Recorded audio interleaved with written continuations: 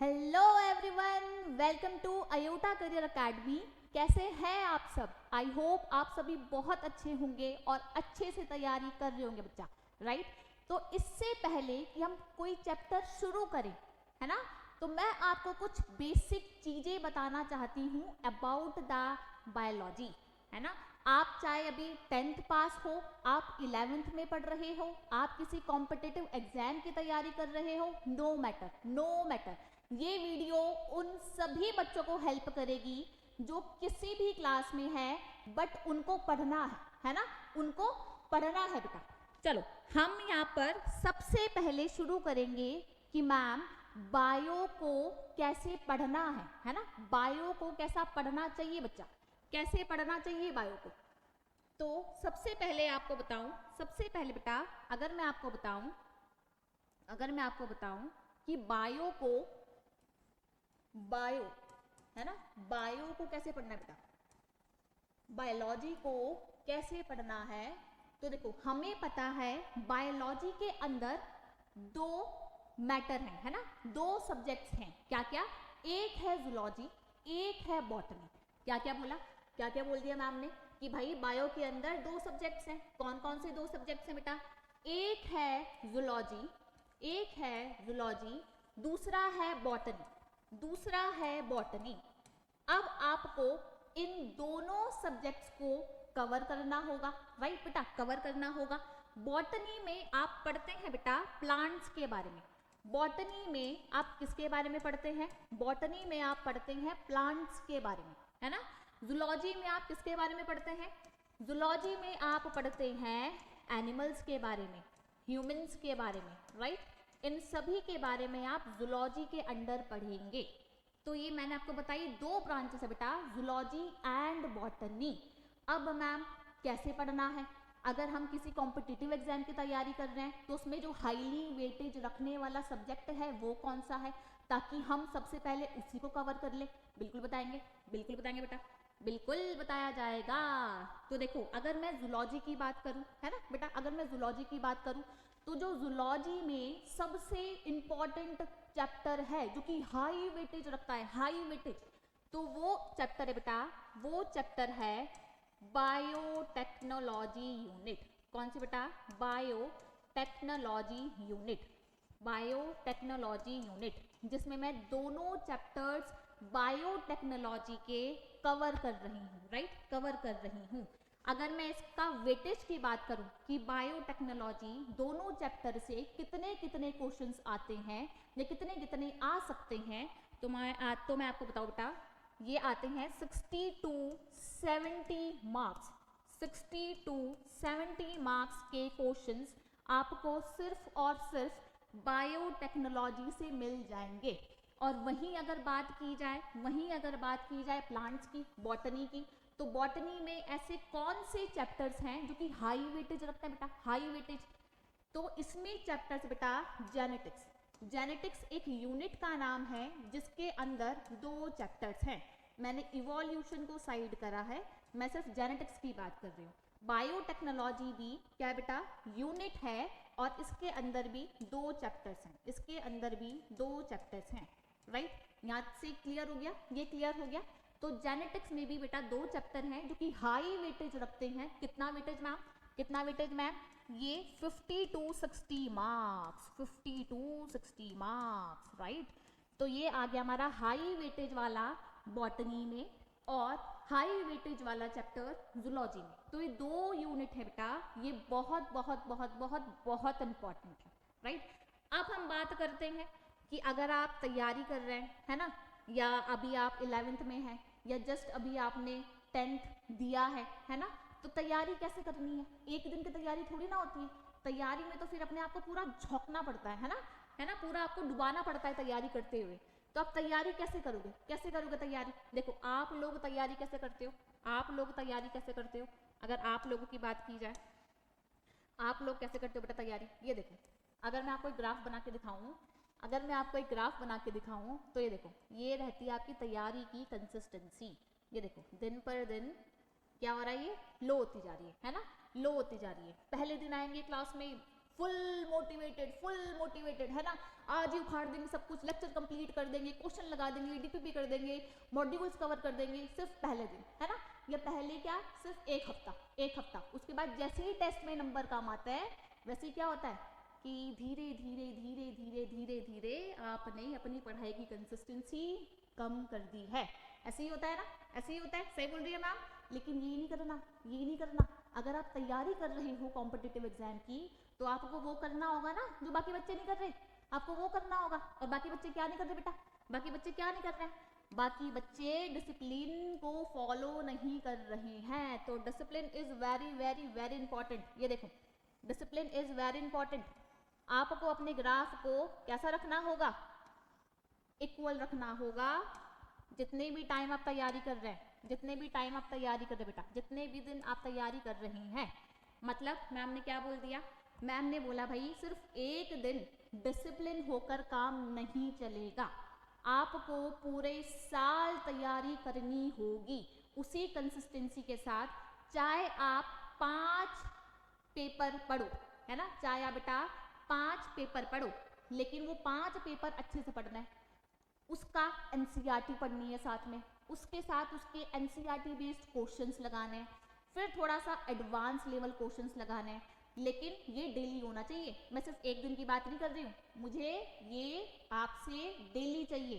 तब जाके आप कहीं एज्यूम कर सकते हो कि हाँ भाई हम 700 प्लस लेकर आ सकते हैं। कितना बेटा, 700 प्लस लेकर आ सकते हैं। तब जब आप पूरा का पूरा यानी कि 11 मंथ्स 12 मंथ्स आपने यही कंसिस्टेंसी के साथ डिसिप्लिन को फॉलो करते हुए तैयारी करी है, तब आप इतने मार्क्स को एज्यूम कर सकते हैं कि हाँ भाई मेरे इतने मार्क्स मैं ला सकता हूँ। अगर आपने 1 महीना भी बीच में तैयारी छोड़ी तो फिर कोई गारंटी नहीं है, हम भी कोई गारंटी बेटा नहीं दे सकते फिर, राइट। हमारा काम है पढ़ाना, हमारा काम है अच्छी से अच्छी बच्चों को नॉलेज देना। तो जितनी मेहनत मैं करूंगी आप लोगों के साथ, मुझे उतनी ही मेहनत आपसे भी चाहिए, मुझे उतनी ही मेहनत बेटा आपसे भी चाहिए, ताकि हम दोनों मिलकर इतनी तैयारी करें कि हम हर एग्जाम, चाहे कॉम्पिटिटिव हो, 11th हो, 12th हो, हर किसी को क्लियर कर पाए, हर किसी को बेटा क्लियर कर पाए। चलो अब मैं आपको आगे लेकर चलूंगी बेटा, और अब हम शुरू करेंगे बायोलॉजी। होता क्या है, हम बायो क्यों पढ़ते हैं, बायो का मतलब क्या है, राइट। थोड़ा सा हम बेसिक इसके बारे में पढ़ेंगे, थोड़ा सा बेसिक आज हम कवर करेंगे कि बायो है क्या बेटा, है ना, बायो है क्या।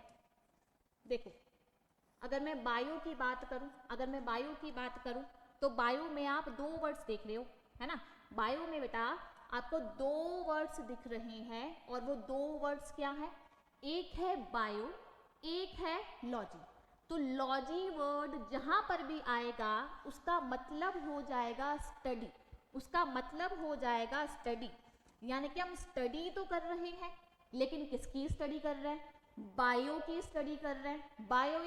बायो क्या है, बायो लाइफ है ना, बायो लिविंग है, राइट।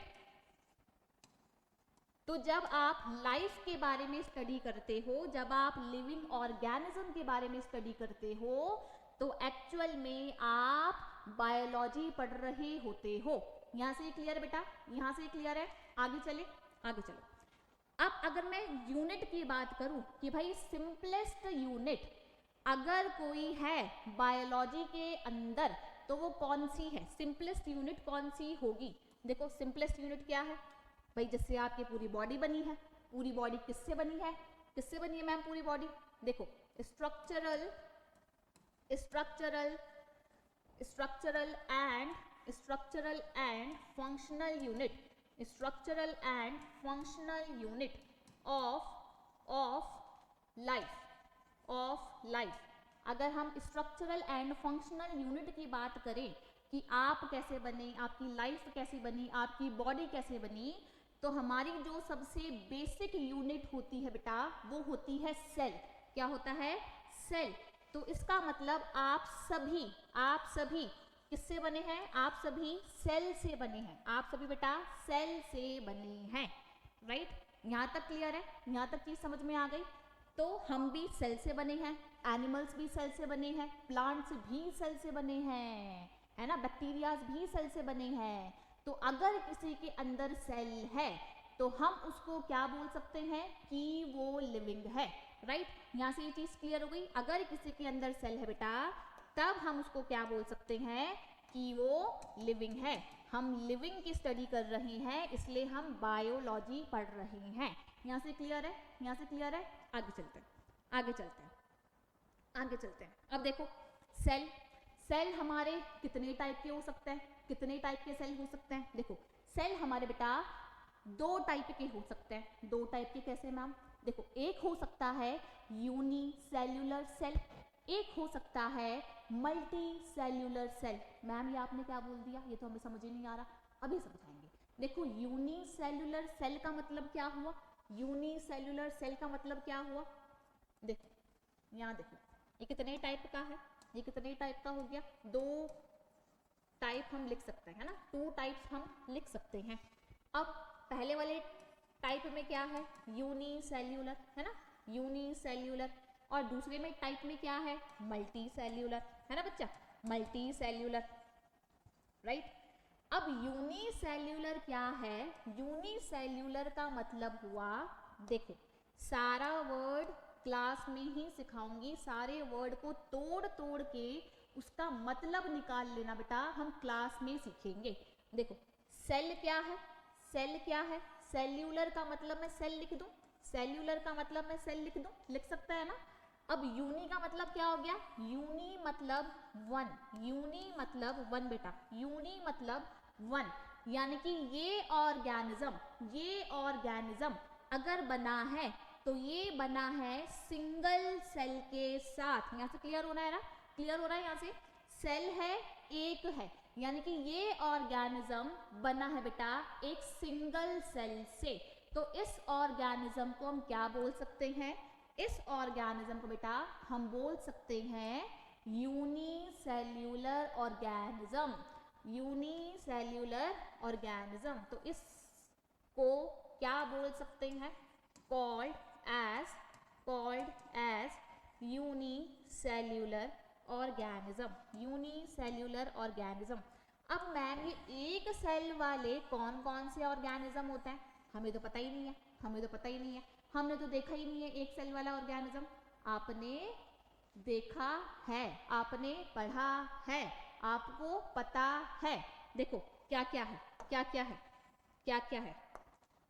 देखो मैम क्या बता रही है, एग्जाम्पल में क्या क्या हो गया भाई? बैक्टीरिया का नाम सबने सुना है ना, सुना है ना बैक्टीरिया का नाम?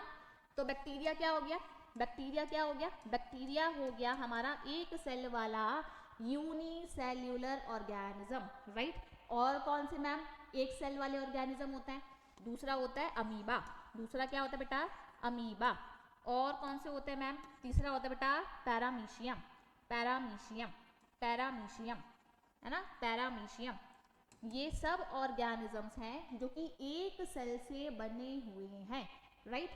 अब आ जाओ मल्टी सेल्यूलर ऑर्गेनिज्म में, मल्टी सेल्यूलर ऑर्गेनिज्म में बेटा। अब मल्टी सेल्यूलर ऑर्गेनिज्म कैसे बने होंगे? कैसे बने होंगे? ये कैसे बने होंगे? यहाँ पे पहले मैं एक सिंगल सेल बना देती हूँ। ये ऐसे होता है, यानी कि बैक्टीरिया है, अमीबा है, पैरामीशियम है, वो सिर्फ एक सिंगल सेल से बनी है, राइट? अभी हम ज़्यादा डिटेल में नहीं जाएंगे क्योंकि हम बहुत बेसिक से पढ़ रहे हैं। तो चैप्टर वाइज हर एक चीज को, बैक्टीरिया को, अमीबा को, पैरामीशियम को, लेकिन चैप्टर वाइज हम बहुत अच्छे से स्टडी करने वाले हैं बेटा, राइट? अभी आ जाओ कहाँ पर? मल्टी सेल्यूलर ऑर्गेनिज्म में। मल्टी सेल्यूलर ऑर्गेनिज्म यानी कि ये तो क्लियर हो रहा है, सेल्यूलर मतलब अभी मैम ने क्लास में क्या बता दिया? सेल्यूलर मतलब होता है सेल। क्या होता है बेटा? सेल। अब मल्टी है, अब मल्टी है, मल्टी मतलब बहुत सारे सेल, है ना भाई? सेल तो है लेकिन मल्टी है, मल्टी है मतलब बहुत सारे सेल होंगे, होंगे ना होंगे? ये बताओ, ये देखो बहुत सारे सेल देख रहे हो, बहुत सारे सेल देख रहे हो, बहुत सारे सेल देख रहे हो।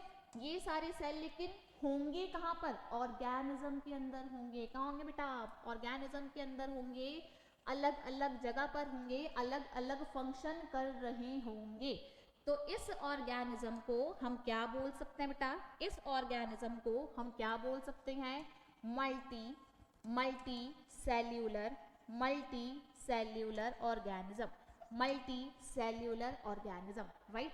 अब मैम मल्टी सेल्यूलर ऑर्गेनिज्म का एग्जाम्पल क्या क्या हो सकते हैं, क्या क्या हो सकते हैं, क्या क्या हमने पढ़ा है, राइट। देखो इसके एग्जाम्पल क्या क्या हो सकते हैं बेटा, क्या क्या हो सकते हैं। सबसे पहले इसके एग्जाम्पल हम लिख सकते हैं क्या, प्लांट्स, राइट, प्लांट्स आ गया। सेकेंड एग्जाम्पल हम लिख सकते हैं, प्लांट्स आ गया, एनिमल्स हो गया, है ना, एनिमल्स हो गया। और हम भी, ह्यूमंस भी बेटा मल्टी सेल्यूलर ऑर्गेनिज्म होते हैं। यहाँ से ये बात क्लियर है, यहाँ से ये बात क्लियर है। चलो मैम ने क्या क्या पढ़ा दिया, मैम ने क्या क्या पढ़ा दिया, थोड़ा सा रिवाइज करेंगे, थोड़ा सा रिवाइज करेंगे। क्यों करेंगे रिवाइज, क्योंकि मैम ने क्या बोला है, सब कुछ हमें क्लास में लर्न करके जाना है। ये तो बेसिक है ना, ये तो बेसिक है, ये तो क्लास में लर्न होना ही चाहिए। तो बायोलॉजी क्या है बेटा, बायोलॉजी जब हम लिविंग या फिर लाइफ की स्टडी करते हैं तो उस चीज को बोलते हैं बायोलॉजी। स्टडी का, लॉजी का मतलब क्या हो गया, स्टडी, राइट। बायो का मतलब क्या हो गया, लाइफ और लिविंग ऑर्गेनिज्म, है ना, लाइफ और लिविंग ऑर्गेनिज्म, लाइफ और लिविंग ऑर्गेनिज्म। तो यहाँ से ये चीज क्लियर है, यहाँ से ये चीज क्लियर है। फिर मैंने बताया कि भाई अगर कोई भी लाइफ है, कोई भी लिविंग है, तो वो कौन से स्ट्रक्चर से बना होगा, जो उसके पास सिंपलेस्ट स्ट्रक्चर होगा, सबसे पहला स्ट्रक्चर जो होगा उसका बेसिक स्ट्रक्चर, जहाँ से उसकी बॉडी फॉर्म हुई होगी, तो वो बेसिक स्ट्रक्चर होता है बेटा सेल। और सेल को हम लोग बोलते हैं, क्या बोलते हैं, क्या बताया मैम ने अभी, सेल को बोलते हैं structural and functional unit of life, right. यहाँ से क्लियर है। फिर मैम ने बताया कि सेल जो है वो दो टाइप्स के होता है, दो टाइप्स के सेल होते हैं। कौन कौन से दो टाइप्स के सेल होते हैं बेटा, कौन कौन से होते हैं, देखो पहला टाइप हो गया हमारा यूनिसेल्यूलर, दूसरा टाइप हो गया हमारा मल्टी सेल्यूलर, राइट।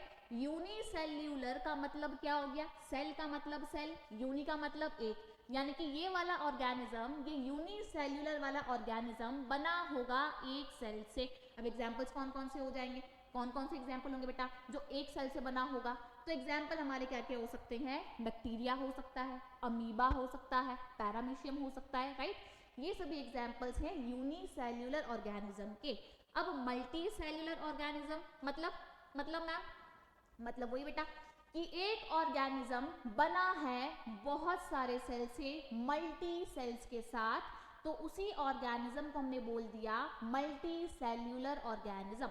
यहाँ से एक चीज क्लियर हो रही है, क्लियर हो रहा है। अब इसके एग्जाम्पल क्या क्या हो जाएंगे, क्या क्या एग्जाम्पल हो जाएंगे, देखो प्लांट्स आपका मल्टी सेल्यूलर है ना, एनिमल्स आपके मल्टी सेल्यूलर है, हम मल्टी सेल्यूलर है, राइट। तो हम सब क्या है, मल्टी सेल्यूलर के अंडर आते हैं। अब चलते हैं बेटा आगे, अब चलते हैं आगे। चलो अब हम बेटा आज यहाँ पर जो जूलॉजी का फर्स्ट बेसिक चैप्टर शुरू करने जा रहे हैं वो होगा स्ट्रक्चरल ऑर्गेनाइजेशन इन एनिमल्स, जो कि लेटेस्ट एनटीए के अकॉर्डिंग ये बुक में नहीं है। जो न्यू बायोलॉजी की बुक है बेटा उसमें ये वाला पार्ट कटा हुआ है। और स्ट्रक्चरल ऑर्गेनाइजेशन इन एनिमल्स में सिर्फ क्या दिया है, सिर्फ फ्रॉग दे रखा है बेटा, सिर्फ फ्रॉग। बट अगर आप किसी कॉम्पिटिटिव एग्जाम की तैयारी कर रहे हैं तो आपको पता होगा कि इस वाले चैप्टर में हमें एनिमल टिश्यू को भी कवर करना है ना, हमें एनिमल टिश्यू को भी कवर करना है। क्यों कवर करना है, क्योंकि यहाँ से एनटीए बनाता है बेटा क्वेश्चंस। कितने क्वेश्चंस मैम, कितने क्वेश्चंस, देखो टिश्यू से कौन सा टिश्यू, यहाँ हम पढ़ने वाले हैं जूलॉजी, तो जूलॉजी में हम बात करेंगे एनिमल टिश्यू के बारे में, एनिमल टिश्यू के बारे में। तो एनिमल टिश्यू में जो कि नई जो एनसीईआरटी है उसमें नहीं दिया है ये वाला पोर्शन, तो आपको ये वाला पोर्शन कवर करना है ओल्ड एनसीईआरटी से, ठीक है। लेकिन पढ़ना जरूर है, छोड़ना नहीं है, क्वेश्चंस आते हैं, सिलेबस में दिए हैं, राइट। चलो एनिमल टिश्यू में बेटा कितने कितने क्वेश्चंस आ सकते हैं इस बार? तो इस बार या हर बार जब हम देखते हैं तो इसमें से 3 से 4 क्वेश्चंस, 3 से 4 क्वेश्चंस एनिमल टिश्यू से आते ही आते हैं। 3 से 4 क्वेश्चन बेटा इससे आते ही आते हैं। तो आपको ये कवर ज़रूर करना है और हर टिश्यू को बहुत अच्छे से समझना है, राइट। यहाँ से क्लियर हो गया हमें एनिमल टिश्यू क्यों पढ़ना है, क्योंकि कॉम्पिटिटिव एग्जाम में आना है, जो कि न्यू एनसीईआरटी में नहीं है। कहाँ से पढ़ना है? हमें ओल्ड एनसीईआरटी से पढ़ना है। तो मैम फिर इस चैप्टर में नई एनसीईआरटी में क्या दिया है बेटा? सिर्फ और सिर्फ फ्रॉग दिया है, लेकिन हमें साथ में फ्रॉग के साथ और कॉकरोच के साथ क्या कवर करना है? एनिमल टिश्यू को भी कवर करना होगा, राइट। चलो बेटा आगे चलेंगे। एनिमल टिश्यू हम शुरू करते हुए इसको चलेंगे आगे चलेंगे इसको स्टार्ट करेंगे। चलो एनिमल टिश्यू तो एनिमल टिश्यू क्या है ना? एनिमल टिश्यू क्या है? सबसे पहले टिश्यू अगर हमें बनाना है ना, अगर हमें टिश्यू फॉर्म करना है तो कुछ बातें हमें थोड़ा सा पहले समझनी पड़ेगी। और वो बातें क्या हैं भाई? एक अगर सेल भी बन रहा है, सेल से बन रहा है टिश्यू, है ना, तो टिश्यू से पहले क्या बना? टिश्यू से पहले सेल फॉर्म हुआ, जो मैम ने अभी समझाया। लेकिन सेल फॉर्म कैसे हुआ? क्योंकि सेल फॉर्म हो रहा है तभी तो वो चीज़ लिविंग है। तो सेल को बनाया किसने? ऐसी कौन सी एक्टिविटीज हुई जिससे कि सेल बना? तो सबसे पहले समझेंगे हम सेल के बनने की प्रोसेस। देखो बेटा सबसे पहले क्या हुआ?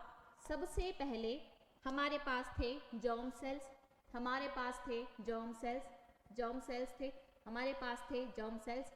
ये क्या है? ये हो गया स्पर्म। ये क्या है? ये है स्पर्म। ये क्या है? ये ओवम है, ये ओवम है। अब ये दोनों ने फ्यूज करा, फर्टिलाइजेशन करा। क्या कर दिया? फर्टिलाइजेशन हुआ यहाँ पर, है ना, यहाँ पर हुआ फर्टिलाइजेशन। और फर्टिलाइजेशन के बाद जो फॉर्म हुआ उसको हमने बोला जाइगोट, है ना। क्या बोला उसको? जाइगोट बोल दिया हमने उसको। जाइगोट फॉर्म हुआ। अब ये जो जाइगोट है एक सिंगल सेल का होता है, ठीक है। इसका प्लॉइडी नंबर क्या होता है? 2n। इसका प्लॉइडी नंबर बेटा 2n होता है और ये सिंगल सेल होता है। अब ये सिंगल सेल, अब ये जाइगोट में क्या होंगे? अब इसमें होंगे मल्टीपल क्लीवेज, है ना, मल्टीपल क्लीवेज। यानी कि इसमें क्या हो जाएगा बेटा? इसमें क्या हो जाएगा? इसमें होगा माइटोटिक डिवीजन। माइटोटिक डिवीजन बेटा वो होता है जिसमें प्लॉइडी नंबर सेम रहता है, ठीक है, जिसमें प्लॉइडी नंबर सेम रहता है। और मियोटिक डिवीजन किसको बोलता है? मियोटिक डिवीजन में प्लॉइडी नंबर हाफ हो जाता है।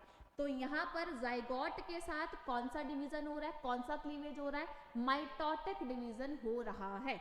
यानी कि मैम ने क्या बोल दिया? अब ये जो जाइगोट है ना, अब ये जो जाइगोट है इसके मल्टीपल डिवीजन हो जाएंगे, इसके मल्टीपल डिवीजन हो जाएंगे। ये देखो मल्टीपल डिवीजन हो रहे हैं इसके बेटा, मल्टीपल डिवीजन हो रहा है ना। तो क्या हुआ? क्या हो गया? ये हो गया क्लीवेज, यानी कि बट गया, है ना, बट गया, क्लीवेज हो गया। अब क्लीवेज हो गया तो कौन सा स्ट्रक्चर फॉर्म होगा इसके बाद? इसके बाद फॉर्म होता है बेटा आपका स्ट्रक्चर मोरुला। क्या फॉर्म होगा बेटा? मोरुला फॉर्म हो जाएगा। यानी कि एक सेल का जत्था सा बन जाएगा, लेकिन सेपरेट नहीं होगा, वो सेपरेट नहीं करना। क्या हो जाएगा? सेल का एक जत्था सा बन जाएगा और इस सेल के जत्थे को क्या बोल देंगे? इसको बोल देंगे मोरुला। लेकिन अब ये अनडिफरेंशिएटेड है, राइट। ये डिफरेंशिएट नहीं हुआ है। कैसा है ये? अनडिफरेंशिएटेड है, अनडिफरेंशिएटेड है बेटा। ये कैसा है अभी? ये कैसा है? अनडिफरेंशिएटेड है, राइट, अनडिफरेंशिएटेड है, अनडिफरेंशिएटेड है।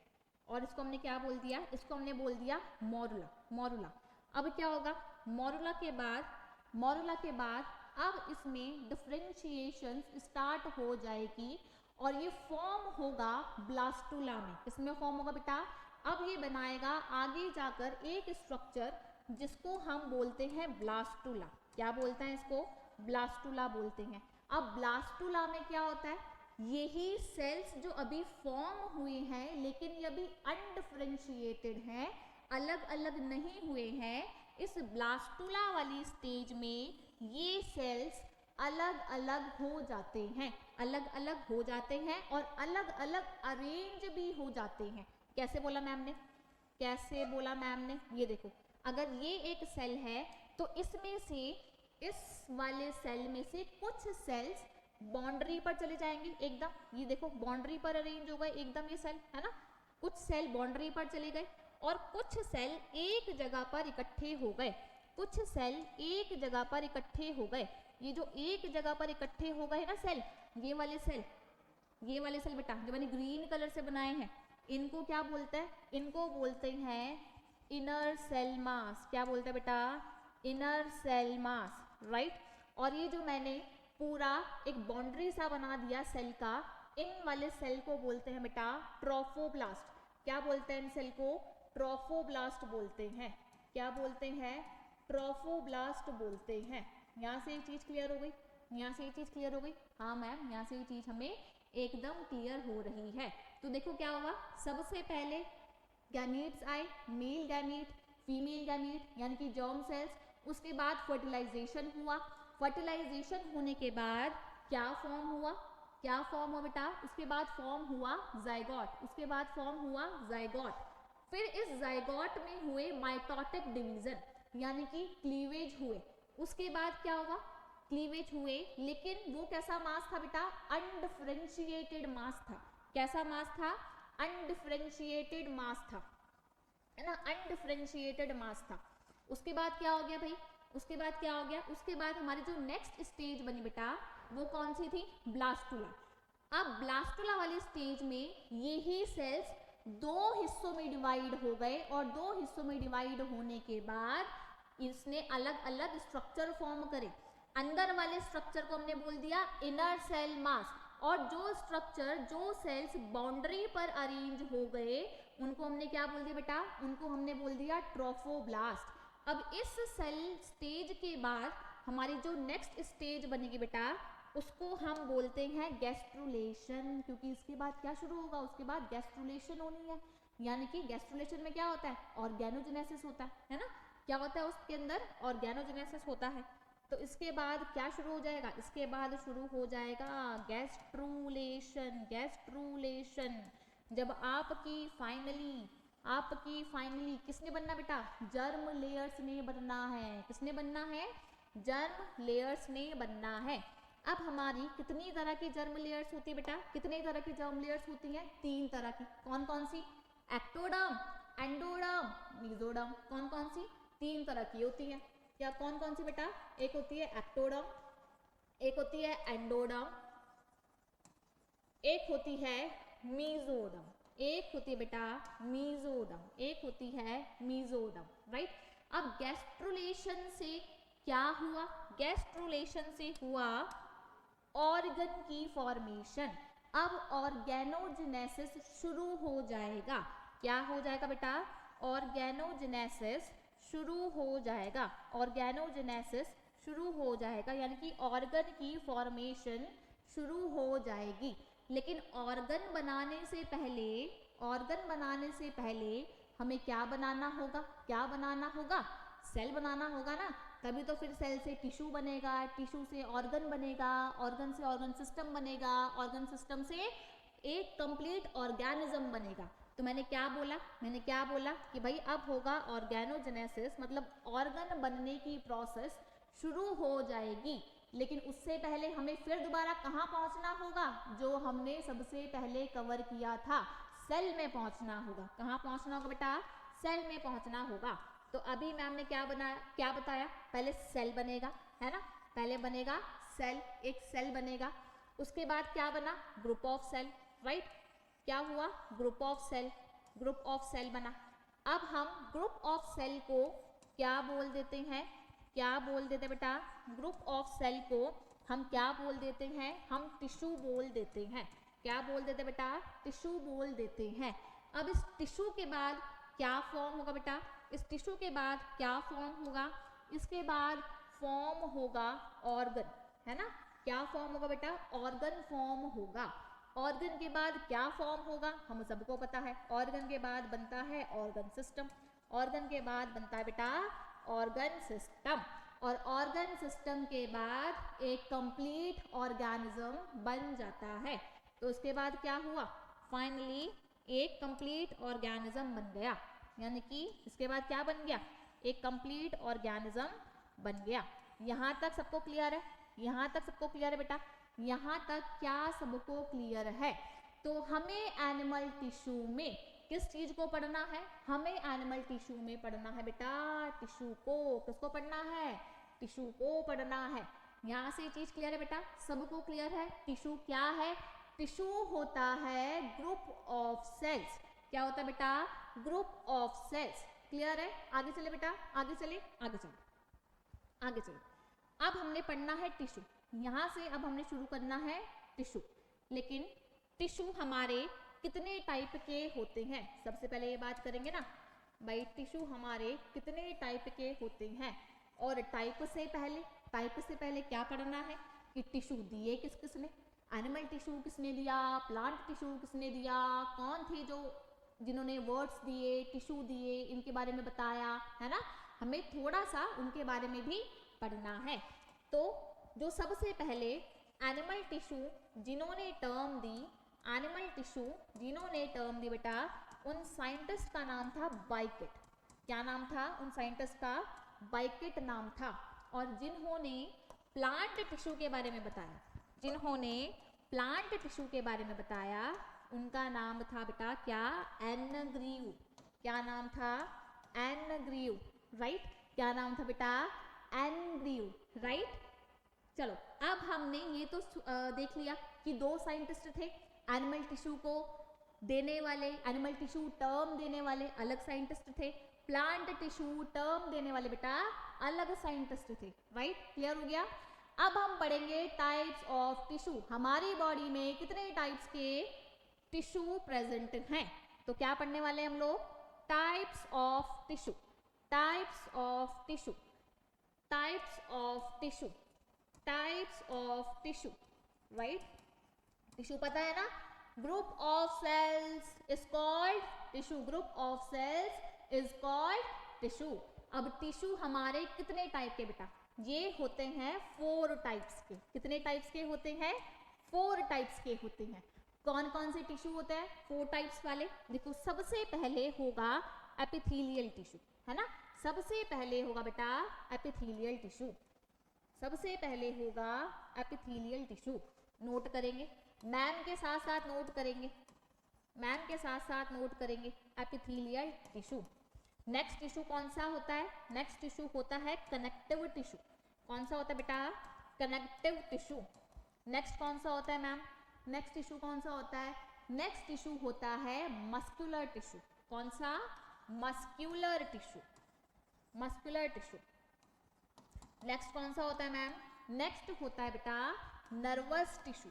कौन सा टिश्यू होता है, nervous tissue, nervous tissue, right. यहाँ से क्लियर है, यहाँ से क्लियर है, आगे चले बेटा, आगे चले।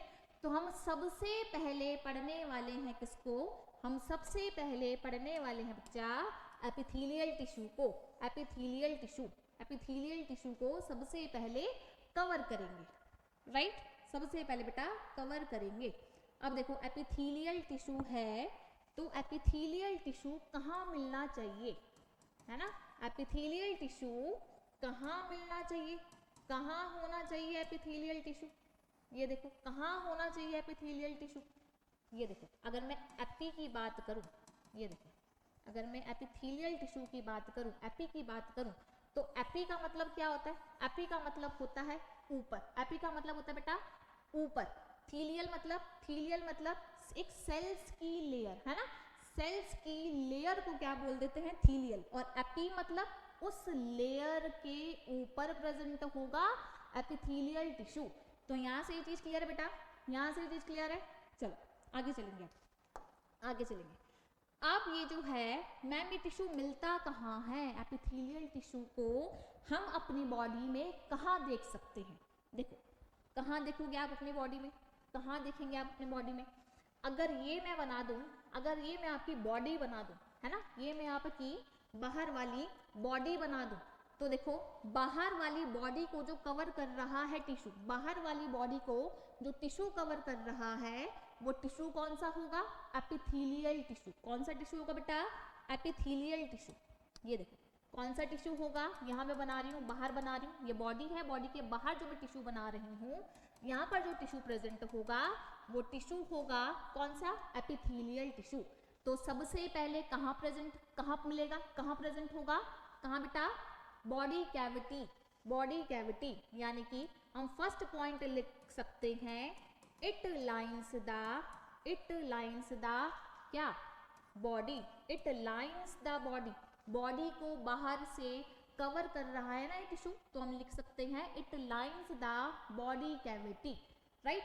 It lines the body and body cavity. It lines the body and body cavity. अब ये देखो, अब देखो ये बॉडी के बाहर भी है और ये बॉडी के अंदर भी है। कैविटी मतलब कोई स्पेस जो खाली होगा, है ना? कैविटी उस स्पेस को बोला जाता है बेटा जो खाली होता है। तो बॉडी के बाहर एपिथेलियल टिश्यू, बॉडी के अंदर एपिथेलियल टिश्यू।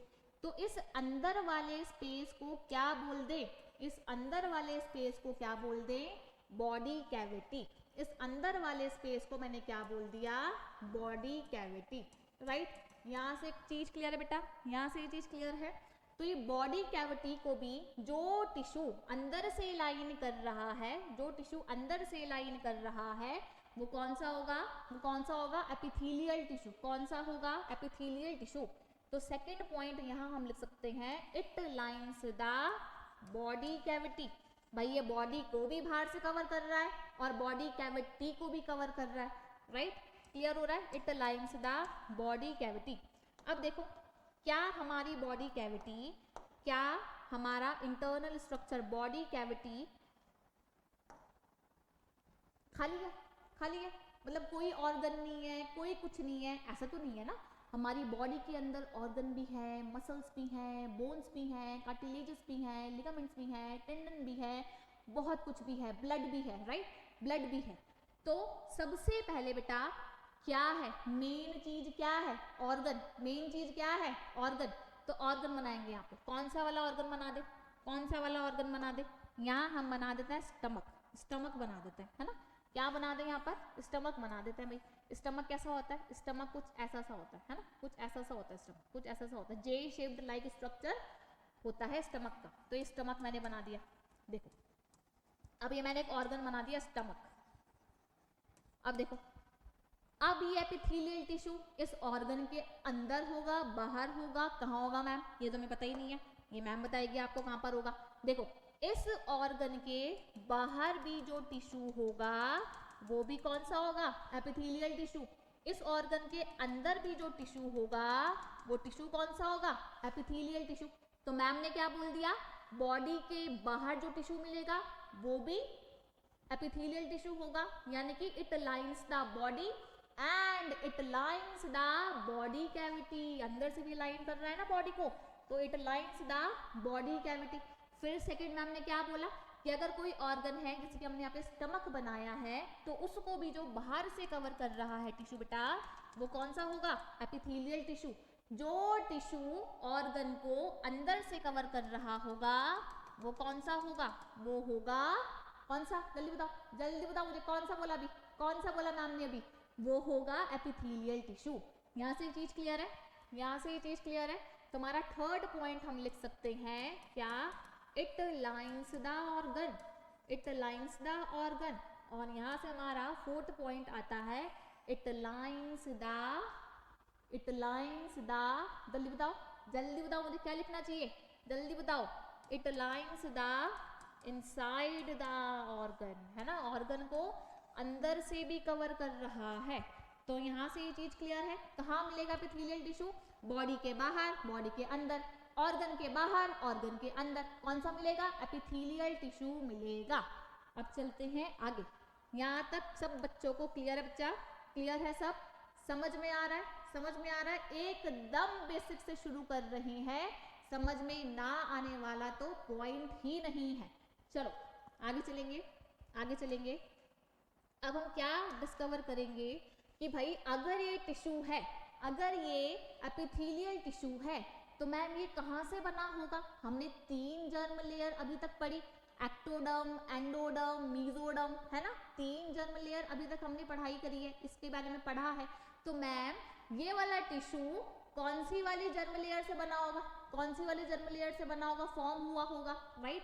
तो देखो ये एक अकेला ऐसा टिश्यू है जो कि तीनों जर्म लेयर से बना है, मतलब इसका ओरिजिन इसके जो मम्मी और पापा है बेटा वो सेम है ना? वो क्या है? वो सेम है, वो तीनों है। तो उसका ओरिजिन क्या हो गया?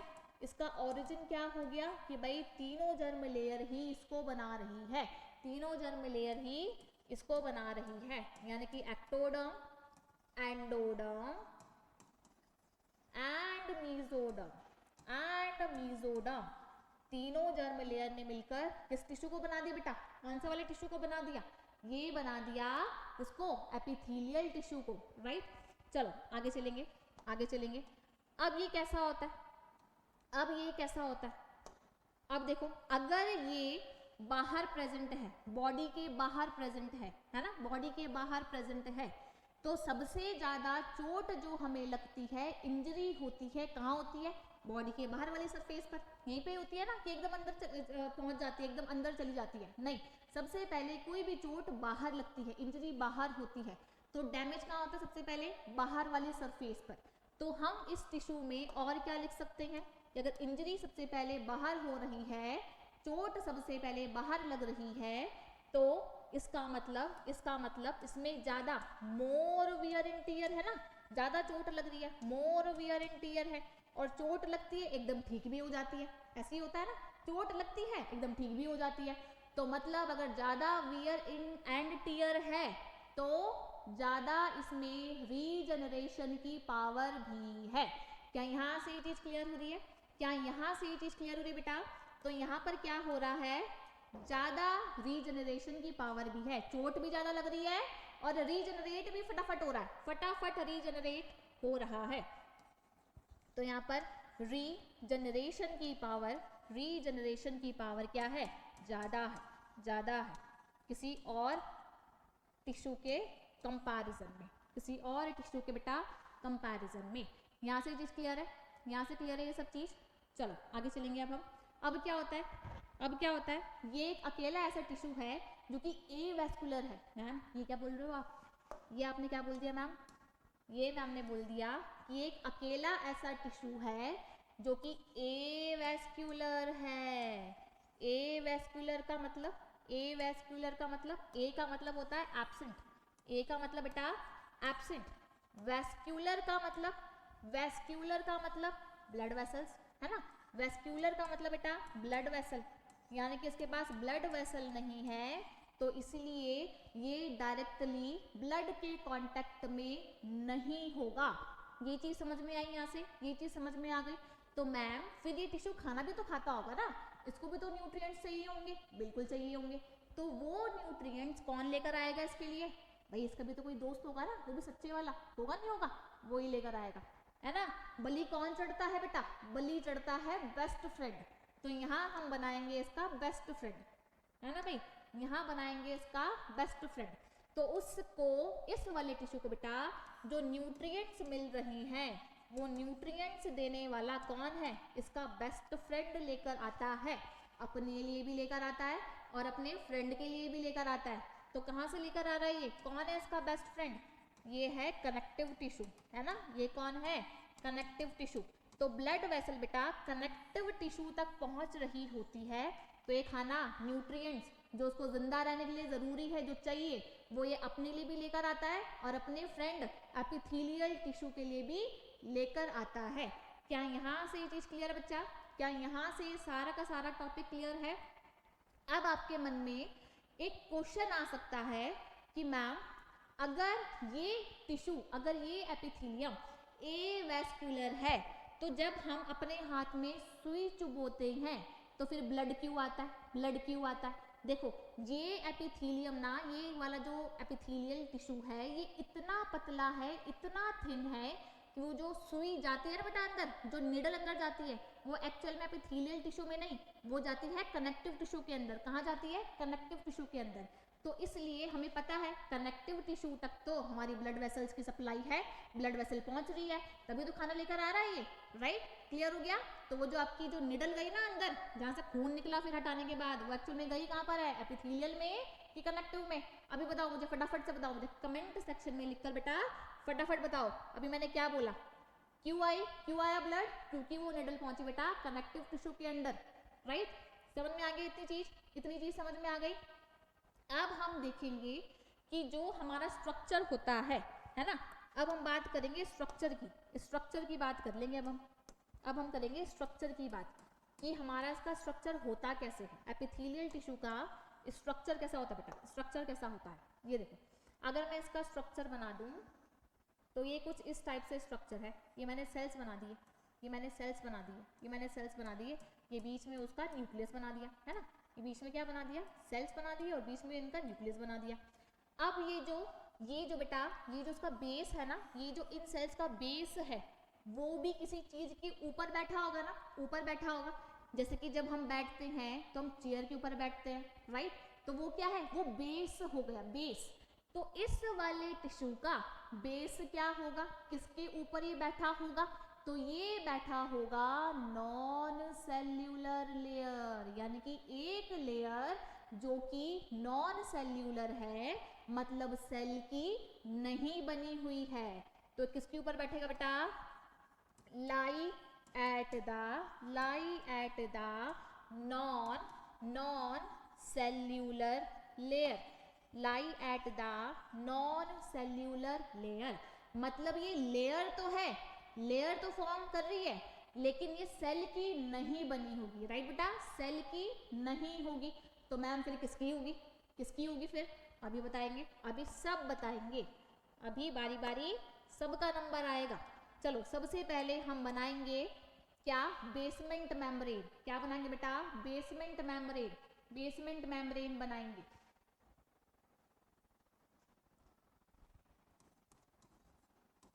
बेसमेंट मेम्ब्रेन बनाएंगे, राइट? बेसमेंट मेम्ब्रेन बनाएंगे बेटा।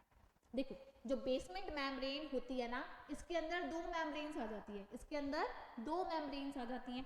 और उन दो मेम्ब्रेन्स का नाम क्या क्या होता है? देखो एक मैं बना रही हूँ ग्रीन पेन के साथ, एक मैं बना रही हूँ बेटा ग्रीन पेन के साथ। इसको हम क्या बोल देते हैं? इसको बोलते हैं बेसल लैमिना, बेसल लैमिना, है ना? Basal lamina. अब इसके नीचे जो एक दूसरे सेल की लेयर होगी वो कुछ इस टाइप से होती है, ये कैसा सा स्ट्रक्चर फॉर्म कर रही है मैम? ये कैसा सा स्ट्रक्चर फॉर्म कर रही है? इसको बोलते हैं नेटवर्क, है ना? ये स्ट्रक्चर कुछ कैसा सा है? जैसे नेटवर्क बन गया हो यहाँ पर, है ना? नेटवर्क। तो इसलिए इसका नाम भी लेयर का कुछ ऐसा ही होगा जो कि नेटवर्क से रिलेटेड होगा। इसका नाम क्या हो जाएगा? इसका नाम हो जाएगा रेटिक्यूलर लैमिना।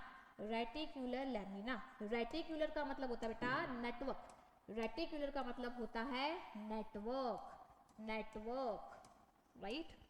अब ये दोनों मेम्ब्रेन्स मिलकर बेटा, ये दोनों मेम्ब्रेन्स मिलकर कौन कौन सी? एक बेसल लैमिना और दूसरी रेटिक्यूलर लैमिना। सेकंड बेटा रेटिक्यूलर लैमिना। ये दोनों मेम्ब्रेन्स मिलकर बनाती हैं बेसमेंट मेम्ब्रेन को, ये बेसमेंट मेम्ब्रेन को फॉर्म करती हैं। यहाँ से ये चीज क्लियर है बेटा? क्लियर है? तो इसने किसको फॉर्म कर दिया? इन दोनों लेयर्स ने मिलकर बना दिया बेसमेंट मेम्ब्रेन को, यानी कि first layer basal lamina, second layer reticular lamina, इन दोनों ने मिलकर बना दिया किसको? बेसमेंट मेम्ब्रेन को। किसने बना दिया बेटा? बेसमेंट मेम्ब्रेन को फॉर्म कर दिया, जिसके ऊपर हमारा एपिथेलियल टिश्यू बैठा होगा। ये क्या है? Epithelial tissue. ये क्या है बेटा? Epithelial tissue. ये क्या है? Epithelial tissue, right? और ये क्या है? इसका न्यूक्लियस। ये क्या है? इसका न्यूक्लियस। क्या यहाँ से ये बात क्लियर है बच्चा? बात क्लियर है? समझ में आ रहा है? यहाँ तक कोई दिक्कत तो नहीं है? डाउट तो नहीं है? चलो आगे चलेंगे। देखो अभी जो बेसल लैमिना होती है ना, अब इसको हम थोड़ा सा लिखेंगे अलग से, है ना। जो बेसल लैमिना है, राइट बच्चा, जो बेसल लैमिना है ये किससे मिलकर बनी है? जो बेसमेंट मेम्ब्रेन की जो फर्स्ट लेयर है वो किससे मिलकर बनी है? ये मिलकर बनी है किससे? किससे पता है किसी को? किसी को पता है? किसी को पता है तो जल्दी से मुझे फटाफट से लिखकर बताओ, जल्दी से अभी लिखो फटाफट। चलो, बेसल लैमिना जो बनी है वो बनी है ग्लाइकोप्रोटीन से। किससे बनी है? ग्लाइकोप्रोटीन्स से बनी है, ग्लाइकोप्रोटीन्स से बनी है। प्लस ये बनी है म्यूकोपॉलीसेकेराइड्स, राइट। किससे बनी है? म्यूकोपॉलीसेकेराइड्स। तो यहाँ पर इसको बनाने के लिए दो चीजें हैं। पहली क्या है? एक है ग्लाइकोप्रोटीन्स, दूसरा क्या है? म्यूकोपॉलीसेकेराइड्स। तो इन दोनों से मिलकर क्या बन गया? Basal lamina. और ये बेसल लैमिना कौन बनाता है? क्योंकि तो नॉन सेल्यूलर लेयर है ना, इसमें एक भी सेल नहीं है, एक बस लेयर है, एक दूसरा वाला जो लेयर है वो नेटवर्क का लेयर है, राइट। तो इसने बेसल लैमिना को बेटा किसने बना दिया? इसको बना दिया एपिथेलियल टिश्यू ने। इसको फॉर्म करने वाला कौन है? इसकी मम्मी कौन है? इसकी मम्मी? इसकी मम्मी है कौन? Epithelial tissue. इसको बनाया बेटा एपिथेलियल टिश्यू ने, राइट। अब अगर हम दूसरे वाले मेम्ब्रेन की बात करें, दूसरा वाला मेम्ब्रेन कौन सा था? लेयर कौन सी थी? दूसरी वाली लेयर कौन सी थी बेसमेंट मेम्ब्रेन की? जल्दी बताओ, कौन सी वाली मेम्ब्रेन थी? ये थी बेटा रेटिकुलर थी ना, रेटिकुलर लैमिना। अब इसको बनाने वाला कौन था? इसको किसने फॉर्म कर दिया? इसकी मम्मी कौन है? इसकी मम्मी है बेटा रेटिकुलर लैमिना को किसने बनाया? इसको बना दिया कनेक्टिव टिश्यू ने। इसको किसने फॉर्म कर दिया? इसको फॉर्म कर दिया कनेक्टिव टिश्यू ने। यहाँ तक क्लियर है? समझ में आ गया बच्चा? समझ में आ रहा है कि नहीं आ रहा है? नहीं आ रहा है तो मुझे फटाफट से बताओ, डाउट में बताओ, अभी बताओ। क्लियर हो रहा है सब कुछ क्लियर हो रहा है? Yes ma'am. चलो आगे चलेंगे फिर चलेंगे बेटा आगे, हम चलेंगे फिर आगे। चलो आगे चलेंगे। तो अगर मैं अब स्ट्रक्चर बना दूं कि ये सब कनेक्टिव टिश्यू के साथ कैसे कैसे प्रेजेंट होते हैं, कहाँ कहाँ बैठे होते हैं, तो अब हम बनाएंगे इनका फटाफट से सबका स्ट्रक्चर। ये हम क्या बना दिया मैम ने? एपिथेलियल टिश्यू, है ना। ये क्या है ऊपर? Epithelial tissue. उसके बाद क्या आ जाएगा नीचे? उसके बाद आ जाएगा बेसमेंट मेम्ब्रेन। ये पहली बेसमेंट मेम्ब्रेन। सेकंड कौन सी? Reticular lamina, right, reticular lamina. उसके बाद आएगा फाइनली कनेक्टिव टिश्यू। ये क्या है? ये कनेक्टिव टिश्यू है। और कनेक्टिव टिश्यू तक क्या आ रही है बच्चा? क्या बताया मैम ने अभी? ब्लड वेसल्स आ रही हैं। यही कनेक्टिव टिश्यू में क्या आ रहा है? यहाँ पर आ रहा है ब्लड वेसल, यहाँ आ रही है ब्लड वेसल, यहाँ ब्लड वेसल्स हैं। तभी तो खाना मिल रहा है। समझ में आ रहा है? फटाफट लेबल करेंगे मैम के साथ, जल्दी से फटाफट से लेबल करेंगे मैम के साथ। तो ये क्या है? Epithelial tissue. एपिथेलियल टिश्यू किसके ऊपर बैठा है? इन दोनों को एक साथ लिख रही हूँ, basement membrane, right, basement membrane. अब क्या है? ये क्या आ गया मैम? ये आ गया हमारा कनेक्टिव टिश्यू बेटा। ये क्या है? हमारा कनेक्टिव टिश्यू है। ये हमारा कनेक्टिव टिश्यू है, राइट। इसके अंदर क्या है? ये रेड सा क्या है? ये रेड सा है ब्लड वेसल्स। ब्लड वेसल में क्या होना चाहिए? बताओ, ब्लड वेसल में क्या होना चाहिए? ब्लड वेसल में होगा आपका ब्लड होगा। ये चीज क्लियर है बच्चा? ये चीज क्लियर है? आगे चले बच्चा, आगे चलेंगे। अब चलेंगे आगे। तो हमने क्या क्या पढ़ लिया भाई? एपिथेलियल के बारे में हमने अभी तक पढ़ा कि ये कहाँ मिलेगा बेटा? इट लाइन्स द बॉडी के बाहर मिलेगा, बॉडी कैविटी के अंदर मिलेगा, ऑर्गन के ऊपर मिलेगा, ऑर्गन के अंदर मिलेगा। ये चीज समझ में आ गई? क्लियर हो गया? कौन इसके ओरिजिन होगा? इसका ओरिजिन कौन सी लेयर बनाएगी? Ectoderm, endoderm and mesoderm. इसमें हाई टियर एंड वियर होगा, यानी हाई वियर एंड टियर होगा। और उसके बाद इसमें होगा, अगर ज्यादा चोट लगेगी तो ज्यादा ठीक भी तो होगा, यानी कि रीजनरेशन की कैपेबिलिटी, पावर ज्यादा होगी। और दूसरा एपिथेलियल टिश्यू कैसा होना चाहिए? एवेस्कुलर है, ए वेस्कुलर है, याद रखोगे। अब किसके ऊपर प्रेजेंट है, किसके ऊपर बैठा है, इसकी चेयर कौन सी है, इसकी चेयर होगी बेटा बेसमेंट मेम्ब्रेन। और वो बेसमेंट मेम्ब्रेन कैसी होगी, नॉन सेल्यूलर होगी, सेल की नहीं बनी हुई होगी, राइट। अब उस बेसमेंट मेम्ब्रेन के नीचे क्या होगा, उस बेसमेंट मेम्ब्रेन के नीचे होगा बेटा कनेक्टिव टिश्यू। क्या यहाँ तक सबको क्लियर है, सबको समझ में आया, क्लियर हो गया बेटा। चलो आगे चलेंगे। अगर हम अब एपिथेलियल टिश्यू की बात करें तो हमें पता है एपिथेलियल टिश्यू हमारा दो टाइप से हो सकता है।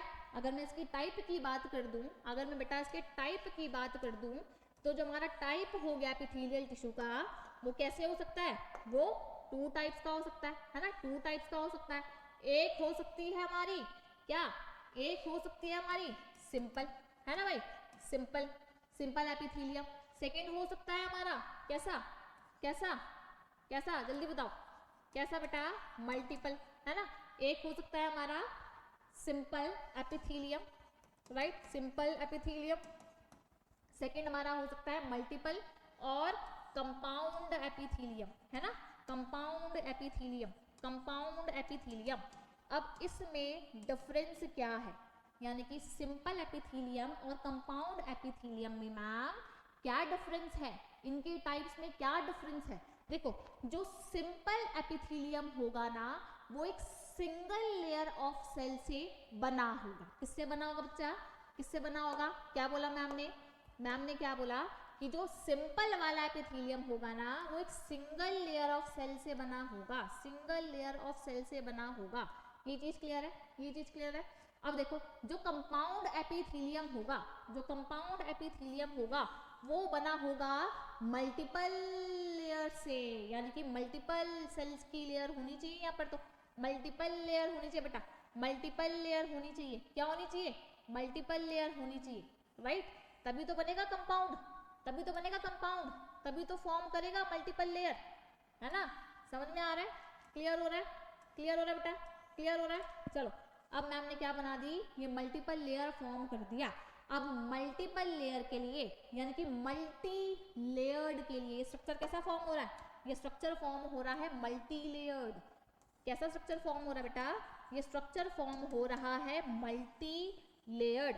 और मल्टी लेयर्ड को इस टिश्यू में, बायो में क्या बोलते हैं, क्या बोलते हैं बेटा, स्ट्रेटिफाइड। क्या बोलते हैं, स्ट्रेटिफाइड। क्या बोलते हैं बच्चा, स्ट्रेटिफाइड, स्ट्रेटिफाइड। तो जहां कहीं भी आप बुक में स्ट्रेटिफाइड वर्ड देखेंगे उस वर्ड का मतलब होगा बच्चा क्या, मल्टी लेयर्ड, मल्टी लेयर्ड। समझ में आ गया, क्लियर हो गया। ये क्या है, ये एक सिंगल लेयर ऑफ सेल है।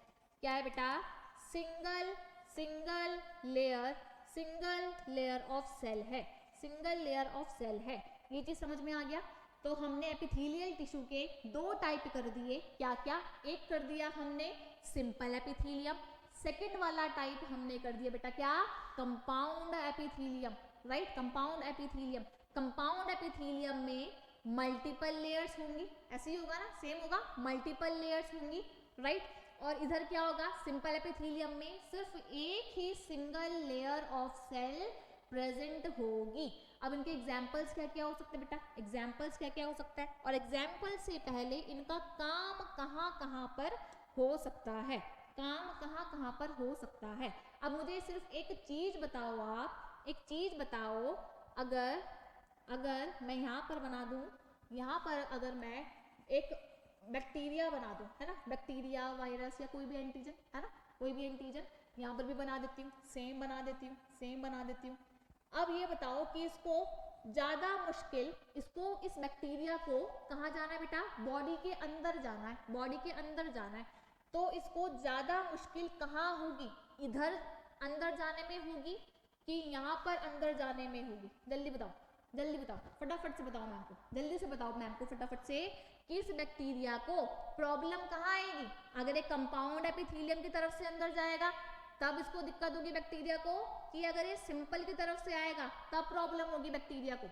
भाई हम चाहते हैं ना बैक्टीरिया अगर है यानी कि कोई फॉरेन पार्टिकल है, कोई एंटीजन है, तो वो हमारी बॉडी में एंटर ना करे, यही है ना, सेम है ना, वो हमारी बॉडी में एंटर ना करे और अगर फिर भी एंटर करने की ट्राई कर रहा है, कोशिश कर रहा है, तो हम चाहेंगे कि उसको ज़्यादा से ज़्यादा प्रॉब्लम हो, उसको ज़्यादा से ज़्यादा सेल की लेयर से पास होना पड़े, ताकि हर सेल लेयर के बाद उसके मरने की जो चांसेस है वो बढ़ जाए। कौन चाहता है अपने बैक्टीरिया, अपनी बॉडी में बैक्टीरिया को इनवाइट करना, माइक्रोब को इनवाइट करना? कोई चाहता है? तुम चाहते हो? नहीं चाहते। मैम हम चाहते हैं, हम तो भाई फिट एंड फाइन रहे, ठीक ठाक रहे, राइट। तो बैक्टीरिया को किस साइड से आने में मुश्किल होगी? कंपाउंड एपिथेलियम की तरफ से या फिर सिंपल एपिथेलियम की तरफ से? कि भाई दिक्कत तो उसको यहीं से होगी ना, इतने सारे सेल की लेयर्स हैं, यहीं पर दिक्कत होगी। यहाँ पर इसको हर लेयर के बाद रुकना पड़ेगा, हर लेयर के बाद रुकना पड़ेगा, फिर जाके कहीं यहाँ पहुंचेगा, है ना। तो प्रॉब्लम कहाँ आ रही है? इसको दिक्कत कहाँ पर होगी? इसको दिक्कत होगी बेटा कंपाउंड एपिथेलियम में। मतलब क्या हम कंपाउंड एपिथेलियम को प्रोटेक्शन का काम दे सकते हैं या नहीं दे सकते? ये जल्दी बताओ, फटाफट से बताओ कि क्या कंपाउंड एपिथेलियम को हम प्रोटेक्शन का काम दे सकते हैं या नहीं दे सकते हैं? बिल्कुल दे सकते हैं। तो ये किसमें हेल्प कर रही है बेटा? ये कंपाउंड एपिथेलियम किसमें हेल्प कर रही है? ये हेल्प कर रही है, हेल्प्स इन प्रोटेक्शन। ये क्या करती है? बॉडी को बाहर से प्रोटेक्शन प्रोवाइड करती है, बाहर से प्रोटेक्शन प्रोवाइड करती है। क्योंकि जो हमारी जो ऊपर वाली जो सेल की लेयर है ये तो एक्सपोज है ना बाहर के एनवायरनमेंट से। ये वाली टिश्यू हमारा एक्सट्रीम पॉल्यूशन झेलता है, एक्सट्रीम एनवायरनमेंट यानी कि वेदर झेलता है, गर्मी है, धूप है, बरसात है, ठंडी है ना। ये क्या है? एक्सट्रीम एनवायरनमेंट पॉल्यूशन को झेलता है। तो यहाँ पर हमें चाहिए क्या? कौन सा वाला एपिथेलियम? जल्दी बताओ, सिंपल चाहिए, कंपाउंड चाहिए? कौन सा वाला चाहिए? चाहिए होगा हमको बेटा कौन सा? Compound epithelium. वही तो प्रोटेक्शन करेगा, और सबसे बाहर वाली लेयर पे तो सबसे ज्यादा प्रोटेक्शन चाहिए कि नहीं चाहिए? चाहिए ना, ताकि कोई bacteria, virus, microbe, antigen, foreign body के अंदर एंटर ना कर जाए, राइट। यहाँ से क्लियर है बेटा? यहाँ से क्लियर है? तो कंपाउंड एपिथेलियम जहां पर भी प्रेजेंट होगी, कहाँ प्रेजेंट होगी? बाहर ही प्रेजेंट होगी। सबसे ज्यादा प्रोटेक्शन कहाँ चाहिए हमें? सबसे ज्यादा प्रोटेक्शन बेटा हमें बॉडी के बाहर चाहिए। तो ये किसमें हेल्प करेगी? Compound epithelium helps in protection. ये याद रखेंगे, हेल्प्स इन प्रोटेक्शन। देखो मेरी क्लास में ना रट्टा नहीं मारना होता, रट्टा नहीं मारना। हम हर चीज को बेसिक से लेके चलेंगे और एडवांस लेवल तक की तैयारी करेंगे, राइट। तो हर चीज का एक कॉन्सेप्ट होता है, हर चीज को समझना होता है, रट्टा बिल्कुल भी नहीं मारना। ये चीज समझ में आ गई? क्लियर हो गया? अब चलेंगे आगे। चलो मैम, ये तो हो गया कि भैया प्रोटेक्शन का काम करता है कंपाउंड वाला, लेकिन अब ये सिंपल एपिथेलियम क्या काम करता है? ये सिंपल एपिथेलियम क्या काम करता है? देखो ये सिंपल एपिथेलियम काम करता है क्या बेटा? ये काम करता है, अगर देखो इसमें कितनी सेल की लेयर मैंने बनाई है? सिंगल लेयर ना, सिंगल लेयर ऑफ सेल। तो सिंगल लेयर ऑफ सेल बेटा जहां पर भी प्रेजेंट होगी तो कोई भी मटेरियल को इजीली पास कर पाएगी ना, किसी भी मटेरियल को अंदर से बाहर, बाहर से अंदर इजीली ट्रांसफर कर पाएगी, डिफ्यूज कर पाएगी। तो ये वाला जो एपिथेलियम है हमें मिलता है कहाँ पर बच्चा? कहाँ पर मिलता है? ये हमें मिलता है एल्वियोलाई के अंदर, जहाँ हमें डिफ्यूजन करना है। एल्वियोलाई के अंदर क्या चीज हो रही है? डिफ्यूजन ऑफ एयर हो रहा है। सेकंड हमें चाहिए होगा कहाँ पर? सेकंड मैम ने क्या बोला बेटा? सेकंड मैम ने क्या बोल दिया? देखो भाई फर्स्ट वाला कहाँ चाहिए? फर्स्ट सबसे पहले हमें चाहिए, कहाँ चाहिए? एग्जाम्पल में क्या लिखेंगे हम? फर्स्ट एग्जाम्पल ये चाहिए हमें एल्वियोलाई में। कहाँ चाहिए बेटा? एल्वियोलाई में। एल्वियोलाई में क्या होगा? डिफ्यूजन ऑफ गैसेस होगा। क्या होगा बेटा? डिफ्यूजन ऑफ गैसेस होगा। ये चीज क्लियर है? डिफ्यूजन ऑफ गैसेस कैसे होगा? डिफ्यूजन ऑफ गैसेस देखो, अगर मैं एक यहाँ पे एल्वियोलाई बना दूं तो एल्वियोलाई के अंदर कोई सेल भी तो होंगे, होंगे नहीं होंगे सेल? ये देखो मैम सेल बना रही है ना मैम सेल। ये देखो इन सेल के नाम क्या है? ये कौन सी वाली एपिथेलियम होगी? इस एपिथेलियम को बोलेंगे सिंपल स्क्वैमस एपिथेलियम। अभी के लिए फिलहाल सिर्फ नाम याद रखो, आगे आने वाली क्लासेस में हम हर चीज को बहुत अच्छे से समझने वाले हैं, कॉन्सेप्ट समझने वाले हैं। तो अभी मैम ने क्या बोला, ये कौन सी वाली लेयर है बेटा, सिंपल स्क्वैमस एपिथेलियम, है ना, सिंपल स्क्वैमस एपिथेलियम। अब ये वाली लेयर अगर है, ये वाली लेयर अगर है तो इजीली क्या हो पाएगा, ब्लड वेसल के साथ, इजीली ब्लड वेसल के साथ बेटा ये डिफ्यूज कर पाएगा, डिफ्यूज कर पाएगा। यहाँ से कौन गई अंदर, ये क्या है, ये है ब्लड वेसल, ये क्या है, ब्लड वेसल। ब्लड वेसल में क्या होगा, ब्लड ही होगा ऑफ कोर्स, राइट। अब यहाँ से क्या जा रहा है, क्या जा रहा है, CO2 जा रही है एल्वियोलाई के अंदर। क्या हो रहा है बेटा, CO2 जा रही है ब्लड वेसल से एल्वियोलाई के अंदर, और उसके बाद एक्सेल आउट, उसके बाद एक्सेल आउट, बॉडी से बाहर, बॉडी से बाहर। अब एल्वियोलाई से क्या आएगा, एल्वियोलाई से क्या आएगा, ऑक्सीजन अंदर आएगी और कहाँ आ जाएगी, ब्लड वेसल में आ जाएगी। तो देख रहे हो, मतलब यहाँ पे क्या चल रहा है बेटा, exchange of, diffusion of gases चल रहा है। तो जब हमें किसी चीज को डिफ्यूज करना होता है, ट्रांसफर करना होता है, तो गेट कैसा बनाऊं, गेट मोटा वाला गेट रख दूं कि पतला गेट कर दूं ताकि वो इजीली डिफ्यूज हो पाए, जल्दी बताओ क्या करना चाहिए। मैम मोटा वाला गेट बना दे कि मैम पतला वाला गेट बना दे फॉर द डिफ्यूजन, कैसा होना चाहिए बेटा, पतला वाला गेट होना चाहिए ना, तभी तो कोई भी चीज इजीली मूव कर पाएगी, ट्रांसफर कर पाएगी, डिफ्यूजन कर पाएगी, राइट। समझ में आ गया, क्लियर हो गया बच्चा। तो हमने सिंपल का एक एग्जाम्पल देखा जो कि कहाँ मिलेगा, एल्वियोलाई में मिलेगा बेटा, एल्वियोलाई में मिलेगा। सेकंड कहाँ मिलेगा, कहाँ मिलना चाहिए सेकंड, सेकंड मिलना चाहिए बेटा कहाँ पर, ब्लड वेसल के अंदर। कहाँ मिलेगा, ब्लड वेसल के अंदर मिलेगा। कहाँ मिलेगा मैम, ब्लड वेसल के अंदर मिलेगा। ब्लड वेसल देखो, ये है ब्लड वेसल, ब्लड वेसल। दूसरा एग्जाम्पल ब्लड वेसल, ये कोई भी ब्लड वेसल में बना रही हूँ बेटा, कोई भी कैपिलरी, राइट, कोई भी ब्लड वेसल कैपिलरी बना रही हूँ मैं। इसके अंदर भी तो सेल मिलेंगे ना, इसके अंदर भी सिर्फ एक सिंगल लेयर ऑफ सेल मिलेगा, सिर्फ सिंगल लेयर ऑफ सेल, सिर्फ single layer of cell, right. कौन से वाले सेल होंगे, ये भी सेल होंगे सिंपल स्क्वैमस। कौन से वाले होंगे, simple squamous, simple squamous cell, simple squamous epithelium. Cell से बनी है ना पूरी की पूरी लेयर, तो क्या बोल देंगे, सिंपल स्क्वैमस एपिथेलियम, राइट। अब ये जो ब्लड वेसल होती है ना, ये जो ब्लड वेसल है ना, ब्लड वेसल के अंदर अगर ये वाले सेल होते हैं, यानी कि एक सिंगल लेयर ऑफ सेल होते हैं, सिंपल स्क्वैमस एपिथेलियम होगा, तो ब्लड वेसल के लिए एक स्पेशल नाम होता है एंडोथीलियम। क्या बोलते हैं हम बेटा, एंडोथीलियम बोलते हैं। तो यहाँ पर मैम क्या लिख दे, यहाँ पर मैम क्या लिख सकती है बेटा, यहाँ पर मैम लिख सकती है एंडोथीलियम, एंडोथीलियम।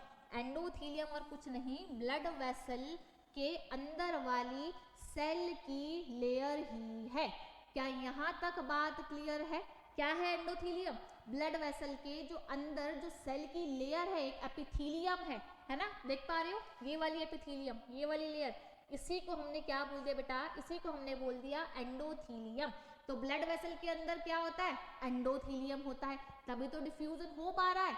ये भी कैसे वाला गेट है बेटा, ये भी कैसा वाला गेट होना चाहिए, ये वाला जो सेल होता है सिंपल स्क्वैमस एपिथेलियम, ये एकदम फ्लैट होता है। कैसा होता है, एकदम फ्लैट, मतलब गेट बनाना एकदम फ्लैट, मोटा नहीं करना, पतला ही करना है, राइट। समझ में आ गया। तो सिंपल का पहला एग्जाम्पल क्या पढ़ा हमने, ब्लड वेसल पढ़ ली। दूसरा एग्जाम्पल क्या पढ़ा बेटा, एल्वियोलाई पढ़ ली।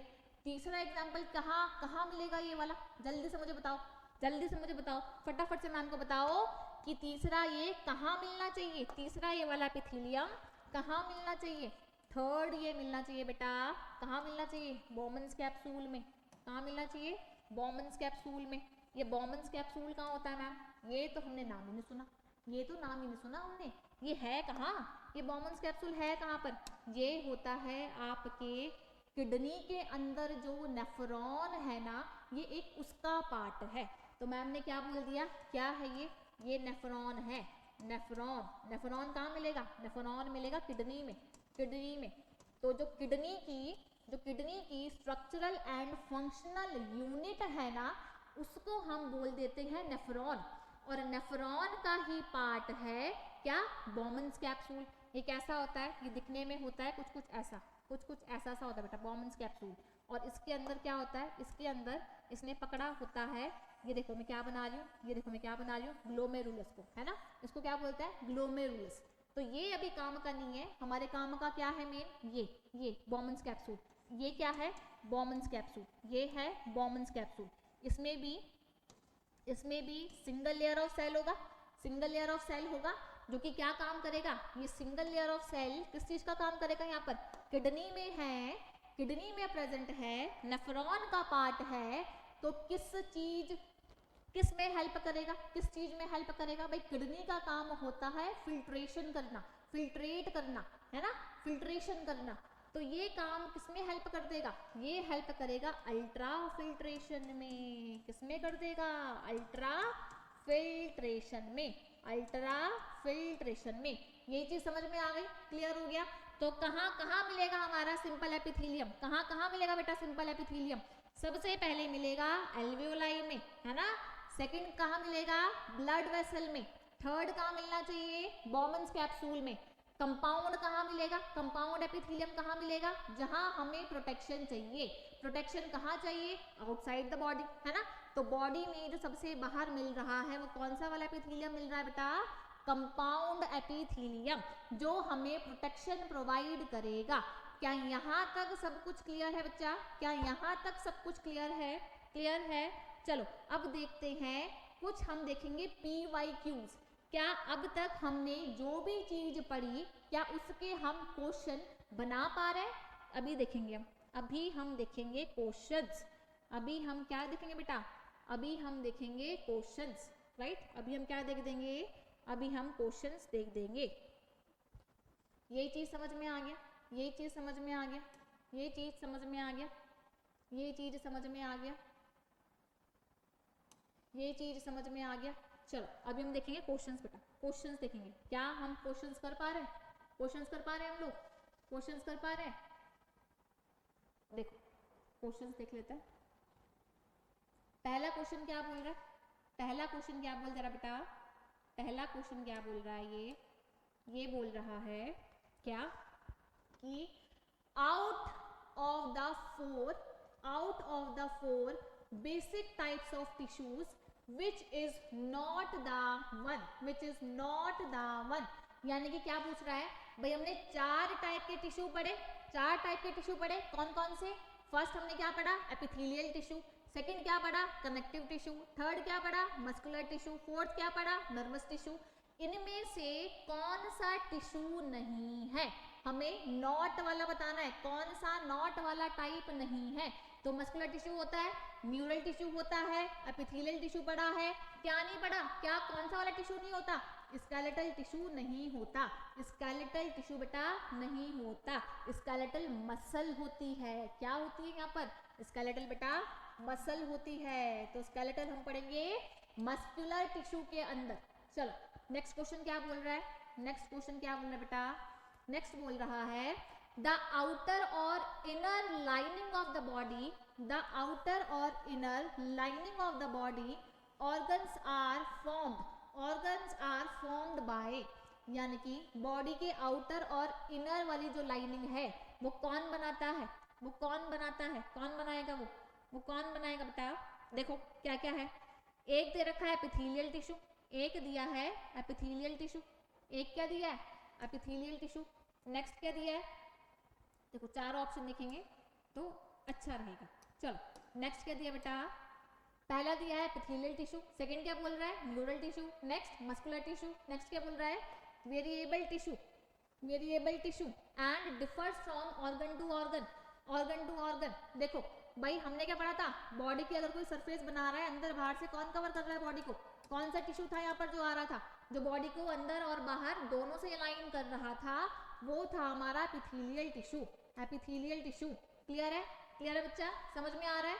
चलो आगे चलेंगे, आगे चलेंगे। हमारा थर्ड क्वेश्चन क्या बोल रहा है, हमारा थर्ड क्वेश्चन क्या बोल रहा है, थर्ड क्वेश्चन बोल रहा है बेटा, थर्ड क्वेश्चन बोल रहा है, क्या बोल रहा है, ये बोल रहा है थर्ड क्वेश्चन देखेंगे, ये बोल रहा है the epithelium of the air sacs of lungs, air sacs of lungs मतलब क्या बोल रहा है, ये एल्वियोलाई, एल्वियोलाई बोल रहा है। लंग्स के जो एयर सैक है उनको एल्वियोलाई बोला जाता है, जिसके अंदर मिलेगा कौन सा वाला पार्ट, सिंपल एपिथेलियम का पार्ट मिलेगा। चलो and walls of the blood vessel is, and walls of the blood vessel is, यानी कि वो एपिथेलियम जो एल्वियोलाई बना रहा है और जो ब्लड वेसल बना रहा है, वो कौन सा वाला एपिथेलियम होगा, कौन सा वाला एपिथेलियम होना चाहिए। तो कौन सा बना रहा है बेटा, कैसे वाले हैं, कैसे वाले सेल होने चाहिए, जिनका दरवाजा पतला हो, एकदम पतला, जहां से इजीली डिफ्यूजन हो पाए। तो डिफ्यूजन कहाँ से हो पाता है, कहाँ से हो पाता है, सिंपल, सिंपल वाला है, सिंपल वाला है, सिंपल वाले 3 है, सिंपल सिंपल सिंपल। लेकिन आगे क्या बोल रहा है, यहाँ पर है सिंपल कॉलमनार, ये नहीं पढ़ा हमने। सेकंड क्या है, सिंपल स्क्वामस, हो सकता है। नेक्स्ट क्या बोल रहा है, सिंपल क्यूबॉइडल, नहीं भाई ये तो सबसे अलग है। सिंपल कॉलमनार सेल कैसा होगा, ये तो बहुत चौड़ा वाला दरवाजा होगा। सिंपल क्यूबॉइडल कैसा होगा, सिंपल क्यूबॉइडल कैसा होगा, ये थोड़ा स्क्वायर शेप होगा, लेकिन बना तो ये भी दरवाजे को मोटा ही रहा है। स्क्वामस कैसा होगा, सिंपल स्क्वामस कैसा होगा, ये पतला होगा, ये पतला होगा भाई, ये एकदम पतला होगा, एकदम फ्लैट होगा। तो डिफ्यूजन कहाँ इजिली हो पाएगा, कौन से वाले सेल से इजिली हो पाएगा, यहाँ से इजिली हो पाएगा, यहाँ से इजिली हो पाएगा, या फिर यहाँ से इजिली हो पाएगा। जल्दी बताओ, मैम को जल्दी से कमेंट सेक्शन में लिख कर बताओ, अभी बताओ, जल्दी बताओ, फटाफट बताओ। तो आंसर क्या होना चाहिए बेटा, क्या होना चाहिए आंसर, आंसर होना चाहिए simple squamous epithelium, simple squamous epithelium. चलो आगे चले, आगे चलो। नेक्स्ट क्वेश्चन क्या बोल रहा है, नेक्स्ट क्वेश्चन बोल रहा है the inner surface of hollow tubes like bronchioles fallopian tubes have, ये अभी हमने नहीं पढ़ा, ये अभी हमने नहीं पढ़ा, ये हमारा आएगा नेक्स्ट क्लास के अंदर, ये टॉपिक आएगा बेटा नेक्स्ट क्लास के अंदर। और देखते हैं और कौन से क्वेश्चंस हैं जो अभी तक हमने कवर करा है। गॉबलेट सेल है, ये नहीं हुआ अभी। चलो, tissue has free surface, free surface, free surface. चलो ये वाला क्वेश्चन, ये वाला क्वेश्चन, ये क्वेश्चन में क्या बोल रहा है, 6th क्वेश्चन देखो, 6th क्वेश्चन देखो क्या बोल रहा है, which of the following tissue has a free surface, which faces either a body fluid or the outside environment। तो ऐसा कौन सा टिश्यू है जो कि बाहर के एनवायरनमेंट को फेस करता है और बेटा अंदर से इनर फ्लूइड को, बॉडी फ्लूइड को। तो ऐसा कौन सा वाला टिश्यू है, जल्दी देखो, मस्कुलर टिश्यू है, न्यूरल है, कनेक्टिव है, एपिथेलियल है। भाई अभी तक तो हमने एपिथेलियल टिश्यू ही पढ़ा है, जो कि बॉडी को बाहर से भी लाइन करता है, बॉडी को अंदर से भी लाइन करता है, राइट। तो आंसर क्या हो जाना चाहिए बेटा, आंसर हो जाना चाहिए हमारा एपिथेलियल टिश्यू, राइट। चलो और देखते हैं और कौन से क्वेश्चन हो सकता है, और देखेंगे और कौन से क्वेश्चन हो सकता है। क्या बोल रहा है ये, which of the following tissue provides a covering और a lining for some part of the body. Covering और लाइनिंग सेम ही पार्ट है, it lines the body and body cavity, organ और इनसाइड द ऑर्गन, है ना। Answer बताओ, जल्दी से आंसर बताओ क्या होना चाहिए। इसका आंसर मुझे आप बताएंगे, इसका आंसर मुझे आप बताएंगे, कौन सा होना चाहिए बेटा, एपिथेलियल टिश्यू। यही तो है, यही तो है, यही है। चलो नेक्स्ट क्या बोल रहा है, which of the following tissue cells are compactly packed with little intercellular matrix। यानी कि कौन से सेल का बहुत कम इंटरसेल्यूलर मैट्रिक्स होता है। अब मैट्रिक्स बोलो, स्पेस बोलो, इंटरसेल्यूलर स्पेस। अच्छा यहाँ पर मैं आपको एक चीज बताती हूँ, क्या क्या चीज है, जो अभी हमने एपिथेलियल टिश्यू पढ़ा, जो अभी हमने एपिथेलियल टिश्यू पढ़ा, उसको मैंने कैसा बनाया था, एकदम चिपका कर बनाया था, ऐसे ही बनाया था ना, एकदम चिपका कर बनाया था। अगर मैं इसके बीच में खुला खुला कर दूं, अगर मैं इसके बीच में खुला खुला कर दूं, यानी कि एक सेल को दूसरे सेल से खुला खुला कर दूं, तो इसके अंदर तो फिर क्या हो सकता है, यहाँ से बैक्टीरिया बेटा अंदर आ सकता है ना, यहाँ से बैक्टीरिया अंदर आ सकता है। तो यही तो नहीं करना, क्योंकि इन्होंने कहाँ मिलना है, इन्होंने मिलना है बॉडी के बाहर, बाहर वाली सरफेस पर, राइट। तो हम क्या करें, इन्हें कॉम्पैक्टली अरेंज कर देना, एक दूसरे के साथ एकदम चिपका दे। एक तो ये कर सकते हैं। ये सेकंड क्या हो सकता है कि ठीक है, अगर एक दूसरे के साथ इनको कॉम्पैक्टली अरेंज नहीं कर सकते, तो इनके बीच में बहुत कम स्पेस होना चाहिए बेटा, बहुत कम स्पेस होना चाहिए। कैसा बोल रही है मैम, देखो एक सेल है, फिर एकदम ही एक सेल है, लेकिन बीच में ये थोड़ा बहुत स्पेस तो है ना, थोड़ा बहुत स्पेस तो है ना। तो यही होता है एपिथेलियल टिश्यू में, या तो ये होंगे एकदम कॉम्पैक्टली पैक्ड। कैसे होंगे, कॉम्पैक्टली पैक्ड, कॉम्पैक्टली पैक्ड। या कैसे होंगे, सेकंड कैसे होंगे, लिटिल होगा क्या, inter cellular spaces. Little intercellular spaces. क्या ये चीज समझ में आ गई? ये चीज समझ में आ गई? अब मुझे आंसर दो, अब मुझे इस क्वेश्चन का आंसर दो कि जिसमें कॉम्पैक्टली पैक्ड हो सकता है विद लिटिल इंटरसेल्यूलर मैट्रिक्स के साथ। तो आंसर क्या हो गया हमारा? Epithelial tissue. Answer is epithelial tissue, right. चलो आगे चलेंगे। और कोई क्वेश्चन है? और कोई क्वेश्चन है?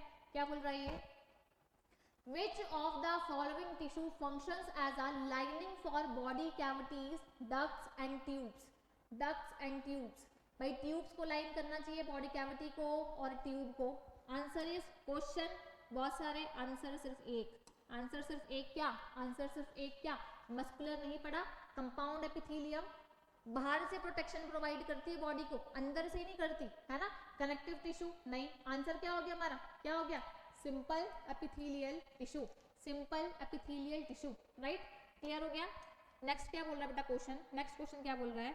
नेक्स्ट क्वेश्चन बोल रहा है, क्या बोल रहा है ये बोल रहा है बेटा कि the epithelium which made up of a single thin layer of flattened cells with irregular boundaries।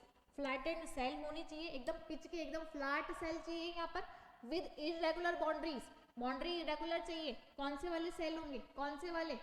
कौन से वाले होंगे? वॉल्स ऑफ ब्लड वेसल में ऐसे मिलता है, वॉल्स ऑफ ब्लड वेसल में ऐसे मिलते हैं। हाँ, एकदम पिचके वाले सेल मिलते हैं, एकदम फ्लैट वाले सेल मिलते हैं ब्लड वेसल में। Second, Bowman's capsule in kidney, kidney में बॉमन कैप्सूल में मिलता है। हाँ मैम, आपने अभी बताया है हमें, है ना। सेकंड क्या बोल रहा है? Air sacs of the lungs, हाँ एल्वियोलाई में मिलता है, तभी तो डिफ्यूजन होता है। फ्लैट चाहिए ना, सब कुछ फ्लैट वाला सरफेस, तभी तो डिफ्यूजन हो रहा है बेटा। तो आंसर क्या हो जाएगा इसका? आंसर हो जाएगा all of the above. Answer क्या हो जाएगा? All of the above. तो यहाँ से चीज क्लियर है बच्चा? यहाँ से चीज क्लियर है? यहाँ से चीज क्लियर है? तो आज हमने क्या पढ़ा? आज हमने बेसिक पढ़ा, बेसिक सेल पढ़ा, बेसिक टिश्यू पढ़ा। उसके बाद हमने शुरू कर दिया एपिथेलियल टिश्यू, और लास्ट में हमने लगाया बच्चा जी PYQs, प्रीवियस ईयर क्वेश्चंस। अब हम पढ़ेंगे नेक्स्ट टॉपिक नेक्स्ट क्लास में। Thank you so much.